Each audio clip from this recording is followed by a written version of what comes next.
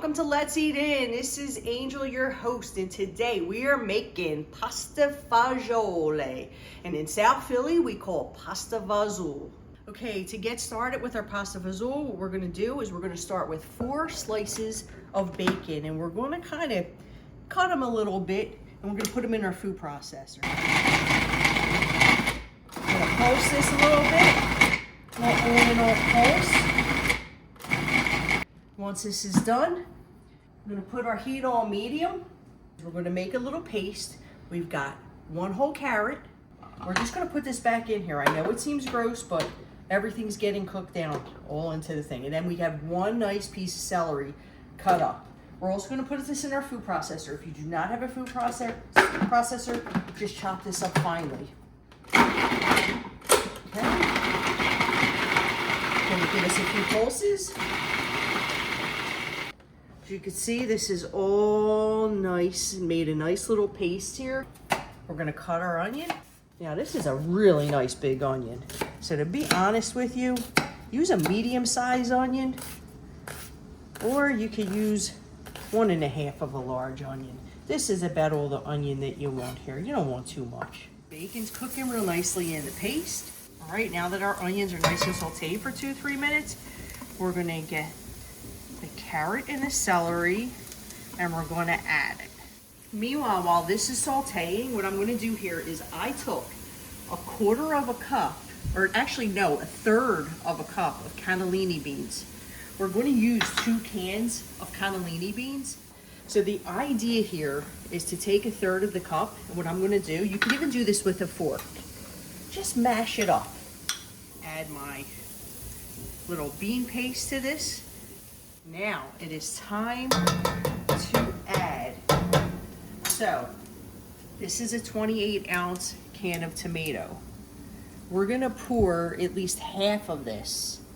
And this is puree. You could use crushed tomatoes. I don't like the seeds, so a lot of times I'll use puree. So I'm gonna use actually 3/4 of the can of puree. The rest of it use for something else. Add the rest of my cans, cannellini beans. Mix this all in together. We're going to add our bacon bits back in here, and we are going to add a container of chicken broth. We're going to add 2 pinches of salt. We're going to use some fresh ground pepper, and we're going to use some garlic powder. Some people add rosemary. If you want to add rosemary, add rosemary. I just like mine pretty simple. To help cut the acidity, I'm just going to use a tiny little bit of sugar.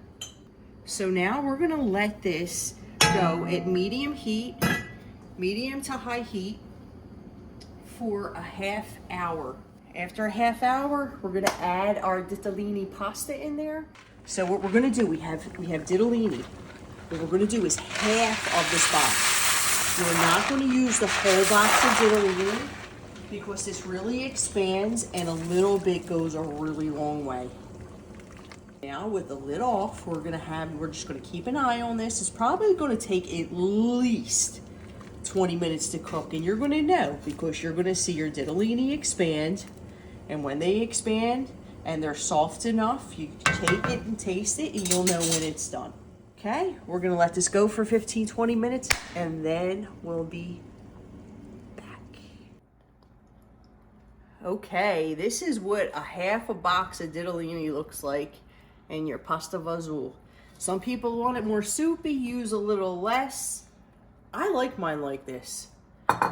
Best part about this, right before you're ready to serve it, you give it a nice little sprinkle, 2 sprinkles, I say, of Parmigiano Reggiano or some Locatelli.